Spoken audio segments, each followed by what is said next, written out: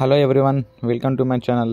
ఈరోజు మన ఛానల్లో మైక్రోవేవ్ అండ్ ఆప్టికల్ కమ్యూనికేషన్స్ అనే సబ్జెక్ట్ ఎలా పాస్ అవ్వాలో చూద్దాం. ఇది 4-1 ఈసీ వాళ్ళ సబ్జెక్ట్.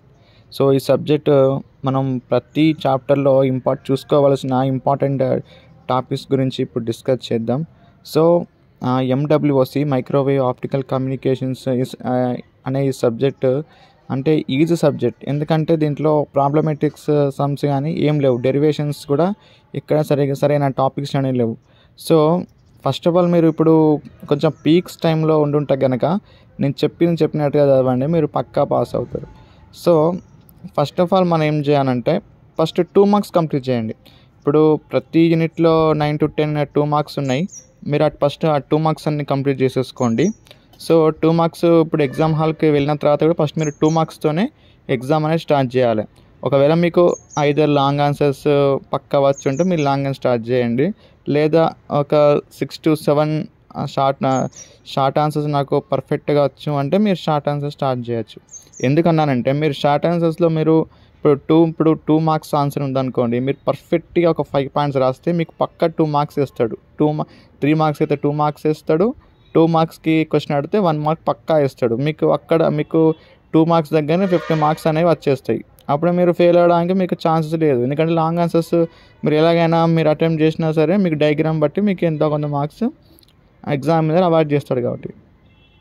సో ఫస్ట్ మనం చాప్టర్స్ వైజ్గా చూసుకున్నట్టయితే, సో ఇక్కడ ఫస్ట్ యూనిట్ వచ్చేసి microwave tubes and helix twists అన్నమాట.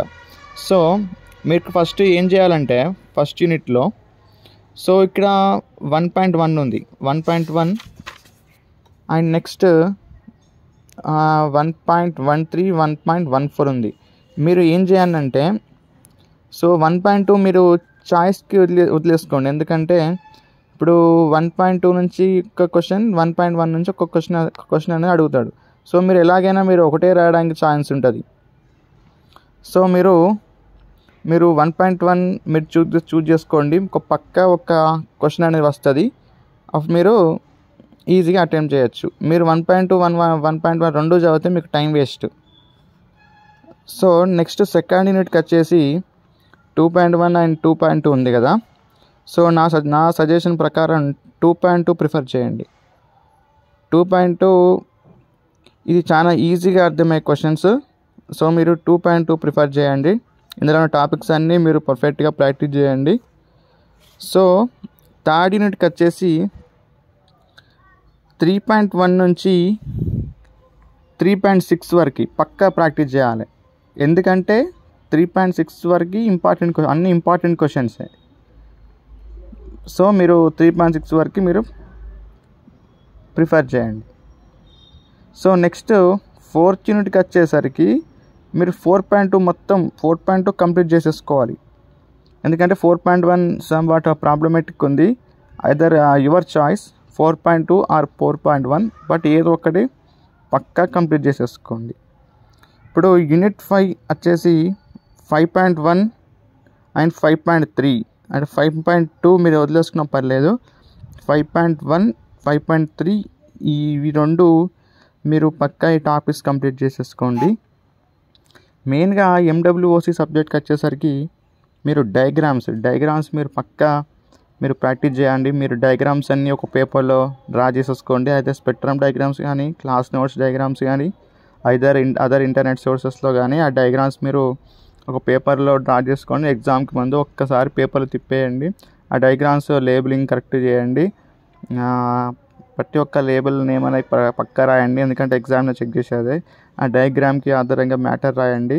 సో ఫస్ట్ మీరు ఏం చేయాలంటే ఇంట్రొడక్షన్ రాయాలి. ఇంట్రొడక్షన్ మీకు స్పెక్ట్రమ్లో లేకపోయినా సరే, మీరు వెతికి అయినా సరే, గూగుల్ చేసినా సరే, ఇంట్రొడక్షన్ నుంచి మీరు ఆన్సర్ స్టార్ట్ చేయండి. నెక్స్ట్ కన్స్ట్రక్షన్, డయాగ్రామ్, తర్వాత మ్యాటర్, తర్వాత అప్లికేషన్స్. సో ఇలాంటి రాస్తే మీరు ఫెయిల్ అవడానికి ఛాన్స్ అనేది లేదు. సో ఇప్పుడు ఇలాంటి సబ్జెక్ట్లో డయాగ్రామ్స్ అనేవి చాలా ఇంపార్టెంట్. మీరు డయాగ్రామ్ ఏ క్వశ్చన్కి మిస్ చేయొద్దు. సో ఇంకోటి ఏంటంటే ఇలాంటి సబ్జెక్ట్స్లో ఆ క్వశ్చన్ మీకు 5 మార్క్స్కి అడిగిందా 10 మార్క్స్కి అడిగిందా ఇంపార్టెంట్.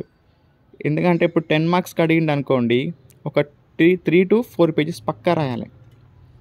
ఇప్పుడు 5 మార్క్స్ అడిగిండు అనుకోండి 2 to 3 పేజెస్.